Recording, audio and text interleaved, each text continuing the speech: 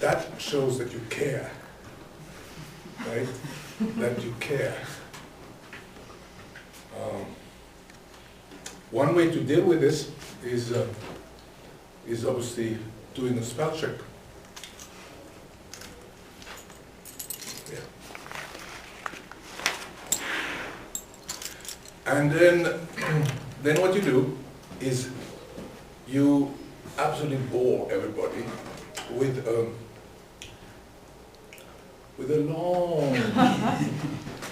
long structure that and you take your time. You take your time because people cannot read very fast, right? So they need to have time to read this, and also you must give a structure because your presentation will not have one, right? And therefore, you by giving the structure before you ensure that people really understand. And you have spent half of your time presenting an outline that is absolutely unnecessary. Then you work with colors. And I promise to you that there are very good reasons why graphs are important on this slide, but I can see them. Yeah. It says, try as you might, you can see this. Do you see the point? So basically, you do have somehow to check whether one can read that you have written all letters. And the background, when you work with a changing background, some letters will not be readable, will not be legible, and therefore you will present stuff that is cannot be seen. And then you might think about the wisdom of presenting things that people cannot see. You might as well present PowerPoint to blind people. Yeah. So you can have a guru. I have one in this. His name is Tafte, and I have several of his books in my office, and he has guidelines about what should be presented and how. And graphical displays should show the data. They should think about what the data are and not about the way you have presented them. The data should be there, not you should be there, the data. And the data should be able to speak to you without being distorted. So, contrary to what you're being advised in lots of bad advice books, you can actually present lots of numbers in a small space, if the numbers are presented in a way that's natural. For example, you can present a star map. And a star map is not good for presenting what happens at one star, obviously. But the star maps can, for example, show that you can see 100,000 stars at the same time. Or if you have a weather map, it shows millions of data points in one time, in one go, and yet you recognize a pattern, a storm moving. This is millions of data points that you see in one time. So it's simply not true that you have only 4 or 5 numbers. In fact, when your graph is based on 3 or 4 numbers or 2 or 3, the graph is superfluous and it is boring to look at. I will show you an example. And these things are all things that Dufty says. So that is an example of a lousy graph for lots of reasons. But this is the standard that you get out of Microsoft Excel, tri-dimension. So tell me some of the things that are stupid about this graph. trends in the base fishery, like it doesn't give you any information? Yeah, that's general, Oh, right. general problem. Okay, so there's no Specifically. units anyway. Three-dimensional. Three-dimensional, it doesn't need to be two-dimensional. No, How many zeros? It should just be like a million zeros. It should not have so many zeros, no units? no units. The colors on The colors are bars absurd. completely messed up. The legend doesn't make any sense. The legend is not visible. Why is it not visible? I want to know what is the degree small parts. You For cannot example, read it. pink Why color, can't you read it? Because it's like Because it's squeezed. animated or something. It's squeezed between two frames, both of which are not necessary, both of which are superfluous. And the color on the font are ridiculous. The color on the font is ridiculous. And one thing that you have not noticed, not said, you actually have to decode. To decode, you have to go from the graph to the legend, and from the legend to the caption. So this is not interpreting the graph. This is actually decoding. Decoding like a secret message. And yet a graph should explain something. So the graph should allow the decoding what you say. So it must be clearer as than what you say. So let's clean it up. We don't need a third dimension. We don't need a frame. We don't need grid lines either. We never do. We never need grid lines. Now we can see that we have a problem with the axis label. We don't know what the hell that is. So that's better because we have all these zeros are gone, and we still have a problem, histograms. So we could replace the histogram by a time series because this is time here. But you should never use times these lines, this curved line. Why? Because it's points in time. Because they rather make up than- data.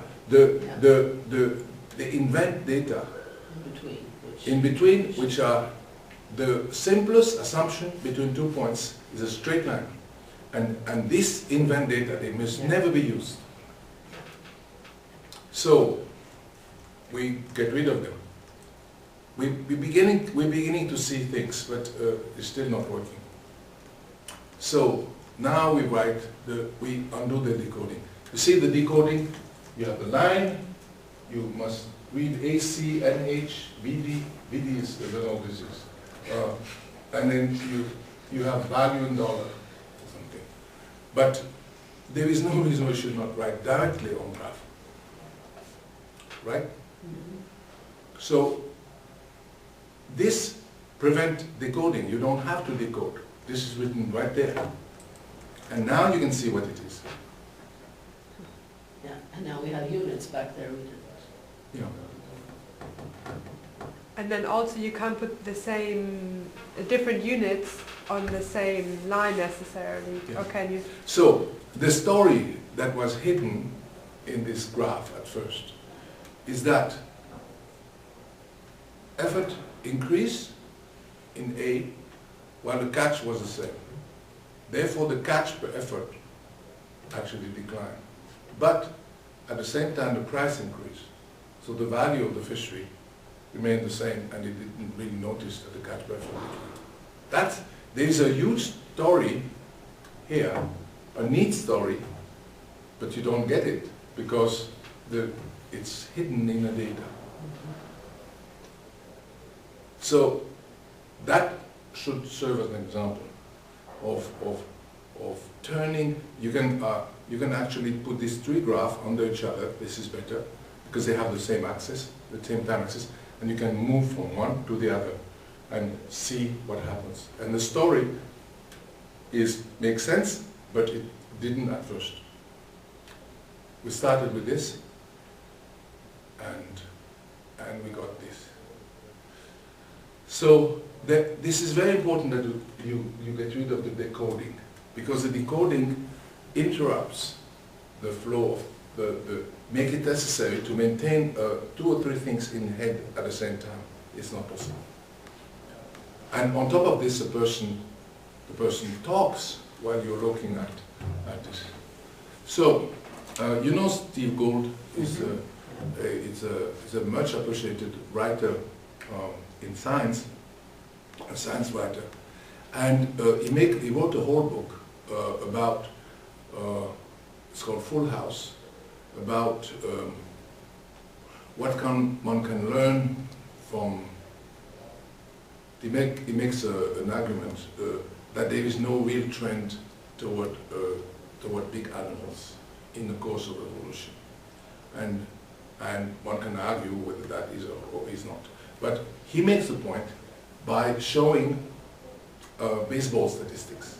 He was a baseball fan, and he makes the point that the players in the past had higher statistics, 400, I don't know what.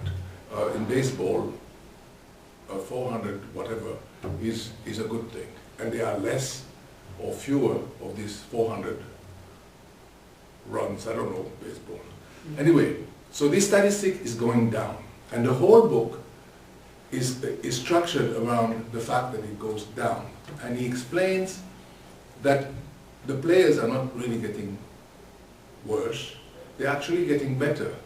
But what is more important, they're getting more uniform. They're getting uniformly better. So one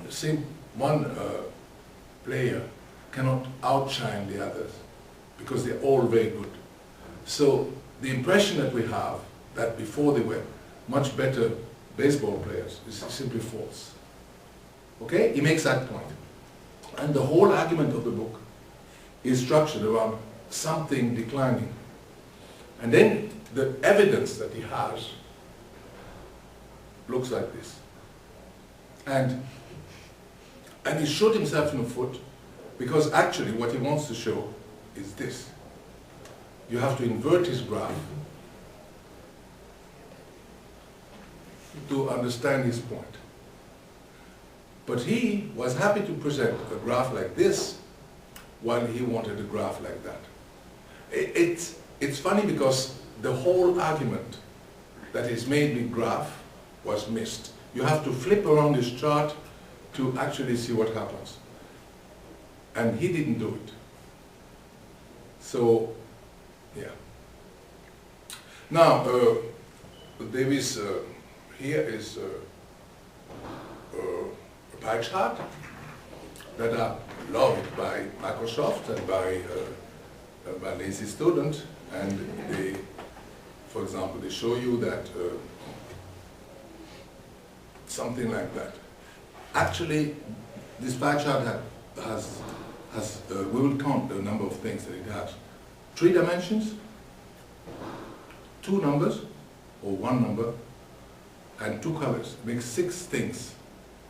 You know, like the fellow who was counting 2 wars, 1 leg, and 2 divorce. Makes 5. You had lost 1 leg and 2 divorce and 2 wars. He wasn't doing it. It makes 5 things. Here there is 3 dimensions, 2 colors, and 1 number.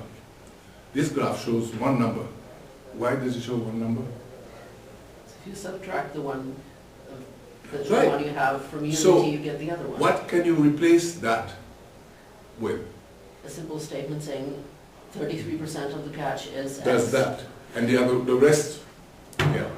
So, 3 colors, 2 colors for that. Yeah.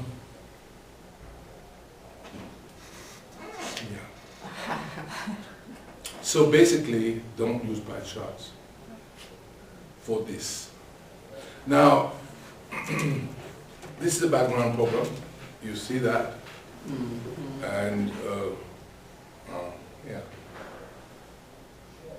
Don't use an Indian background. And then there are people who love different fonts. Yeah. So you probably need only 2 fonts or 2 size of one font and 1-2 colors, if at all. And more is less. And then there are people who want to show you things with the table. And they say, as you can see from the table, and then they point with a shaky hand, and you cannot see a thing. So you can actually use this, but for what purpose? To show that there is lots of numbers involved.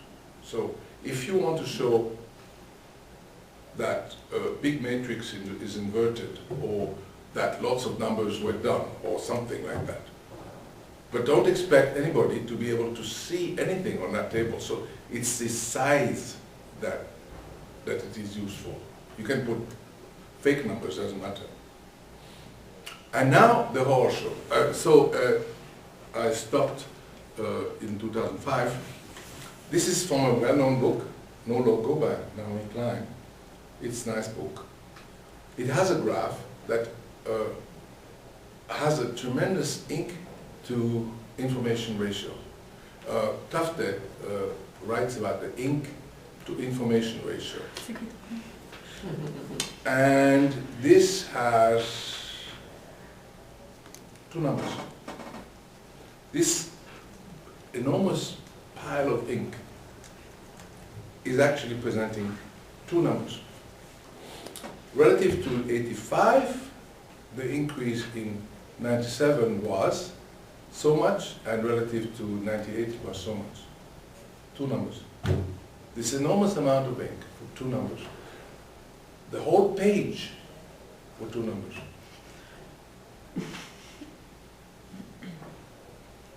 That is lousy. Now, there is a funny one. There is, you know, USA Today. If you hang up in kind of US hotels, this is something that give you, and they use the ink to information ratio. It's tremendous. There's also two numbers. The rest is all junk.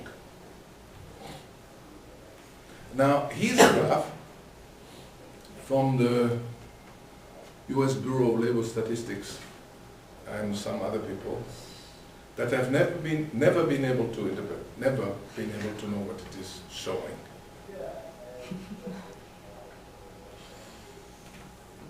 Yeah. Now it's from a colleague, a French colleague. This is tuna data that you can't read. And there is a whole atlas full of tuna statistics that you can't read. It would be more useful if we had actually published 50 tables, because people could write down a number and represent it. This apparently are length frequency data in two colors. Look, there is one that penetrates deep into Afghanistan. Yeah. It looks like somebody has pissed on the map, actually. Yeah.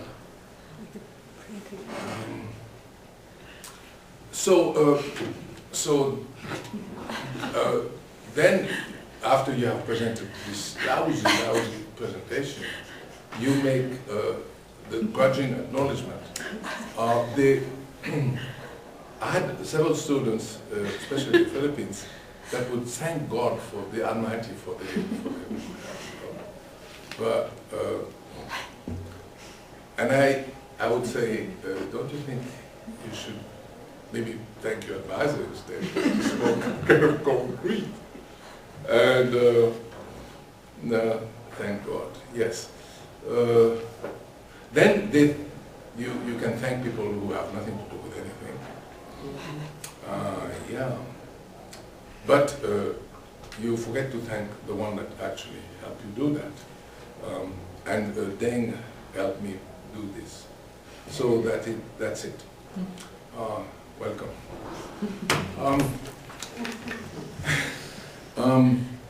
There is more to bad graphs. I have actually begun on the flight from somewhere. This was a series of yes/no questions. do you need a graph? Do you really need a graph?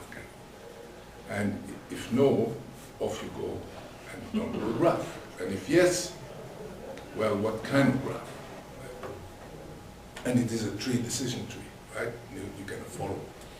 And I thought after 20, 30 questions, I would have the graph. I wrote 50 questions, and I still don't have the graph, because each question involves a matter of judgment. For example, should I have a frame? No, never. Dog, no frame. So, should I use this? Should I use things that point inward, the tick marks, or outward, or cross? Each of these things can destroy a graph. For example, if you choose Microsoft Excel offers you the opportunity of having tick marks that look like train rails, you know, and they are absolutely ugly. Or you can color, you can make histograms, and you can have them in moiré. You know this moiré pattern? And if you look at the moiré pattern, it can actually trigger an epileptic seizure. You shouldn't do that. But this Microsoft Excel allows you to do this. And to the path of virtue amidst this pile of crap that is being offered. And most people, they help themselves, you know, heavy serving of crap, and they graphs show that. And so this is the reason why my students, at least, I always criticize the graph, and I try to improve it, because the graphs are supposed to explain something that the text has not. So if the graph themselves require an explanation, they absolutely have no purpose. So you can stop this machine, and then we can